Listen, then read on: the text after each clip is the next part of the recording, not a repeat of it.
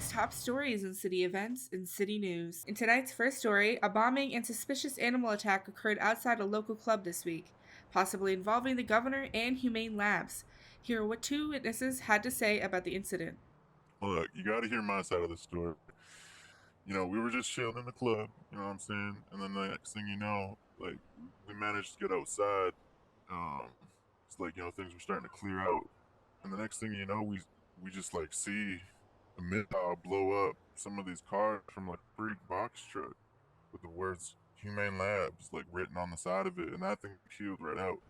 Which, first, we were concerned, like, whose vehicles these was. The van had just, like, pulled up, like, just, like, sticking out, like, right there.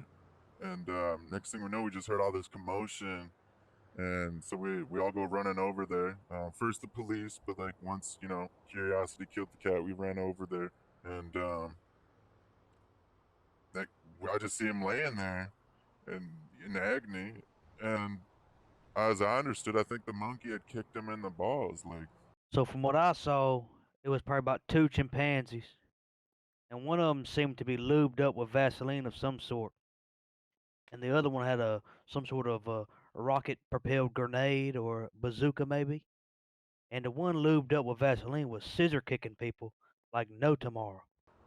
but the monkey, like, he was out cold, and that wasn't even just one; it was like two. So when the officer asked us to back away, we stumbled up on another one, just a little further away from him. So not one monkey, but two, and possibly a driver that had gotten away because the vehicle was left there, and the monkeys had attacked him. So who knows? Maybe even the monkeys were driving out.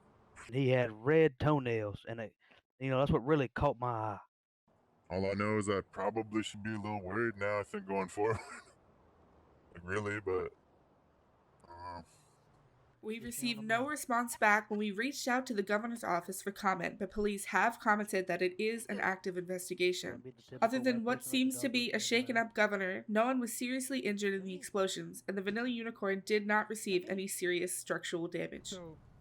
Shots were fired around Mount Zona early this week. When police arrived on scene, there was a masked man running from the area.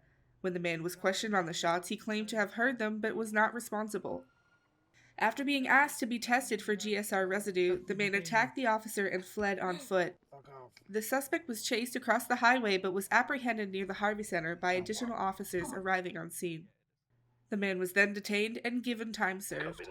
An officer who was caught up in a gang shooting in the South Side was shot multiple times and attacked by rabid dogs this week. The officer had dangerous wounds before EMS arrived on scene, but the medics were able to save the officer's life after bringing the officer in critical condition to the hospital. The officer made a full recovery, but the suspects in the shooting and the owners of the rabid dogs are still at large. Two men received serious burns after driving their vehicle into a gas tank south of Mount Chiliad. The individuals who were severely burned were stabilized on scene when police and EMS arrived, and were taken to the hospital to be treated. No news on if these men made a full recovery yet, but EMS assured this officer that they were stable and doing well in their recovery. Two individuals fled by car after police attempted to pull them over for a traffic stop for speeding. The police chase ended with the suspect's car breaking down near the trash dump, where one suspect was apprehended. The man claimed he stole the car, and when he was searched by police, he had drugs and bullets that matched the type of dangerous weapon that was also found near the scene. The suspect was taken down to MRPD and processed for the incident. This week, a job fair was also held at LSC for local jobs looking to hire. The public was welcomed in to talk about job possibilities and also with free food provided by LSC. During the event, a certain Weasel News employee was caught borrowing a police-issued vehicle. When the suspect returned with the Weasel News helicopter, he was taken into custody, and this is what the chief of police had to say on the incident. Stealing a police vehicle, that's a felony. It's possession of government property, so therefore we can't, just because it's a job fair, we can't, like, oh, haha, it's still a crime, needs to be addressed as one. That's just how we do things, it's by the book.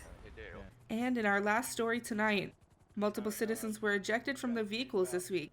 All citizens that were involved in these accidents fully recovered, but also insisted they were wearing a seatbelt at the time. Here's Weasel News' own Ivan Wayne with that story.